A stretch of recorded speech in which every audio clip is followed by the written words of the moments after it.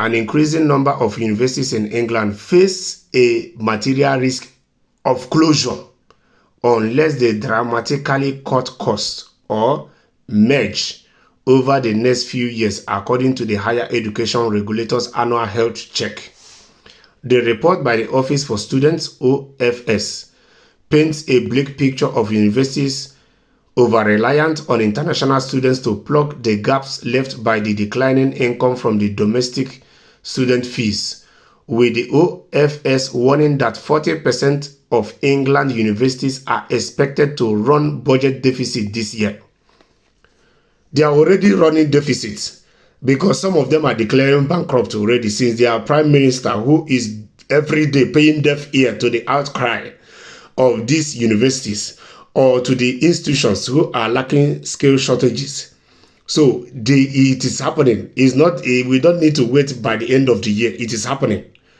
And if, like you said in the news, if these people don't take dramatic cut to cut cost or match, it means that a whole lot of them are equally going to be completely out of business because of their heavy reliance on the international students who are bringing in the money to cover the gap from the fees of their domestic students.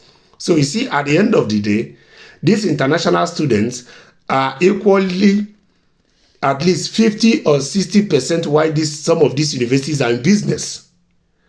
And we can see how the mighties are falling now. Because since they reformed their immigration reform concerning the international students, we can see now how important these international students are to these universities. We can see how important these international students are to the skilled industries. We can see how these international students are important to their institutions. But you know, like we Africans say, the fly that doesn't listen to advice follows the corpse to the grave. I just hope that as soon as possible, their prime minister will read between the lines and retrace his steps and readjust some of these laws. Because if he continues the way he's going, even on the national election, which him and his party are focusing on, they are still going to fail woefully. And it will even take them a lot of years to do damage control to be able to convince voters to vote for them. This is not just about voters now that migrated to England. Even a British average voter, it will be difficult in the future for them to convince them to vote for them. Because these reforms they are doing now are cutting jobs, even for the British citizens themselves. So at the end of the day, you see that even these international students had a role to play in the UK institutions and in their economy. But their people are just looking at it like this, without looking at it from both sides. Looking at it that the international students, the migrants need to be curbed, yeah, but not to this extent. There's always a way to do things that it will be beneficial to both sides. It's just that the prime minister and his party, they did not consider it properly before taking these decisions. This is now playing out like a decision that was taken in a hurry. Because if they looked at it from both sides, maybe they wouldn't have taken this decision.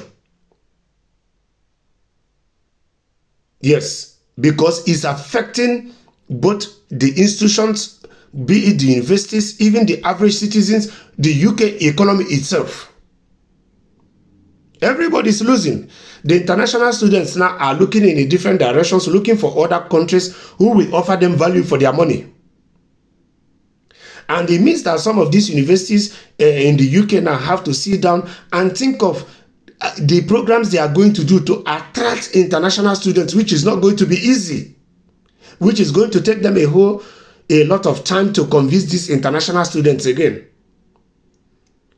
So I just hope that their prime minister and his party will listen and retrace their steps before this situation will even make UK's economy to fall deeper into inflation, because it's not going to be funny.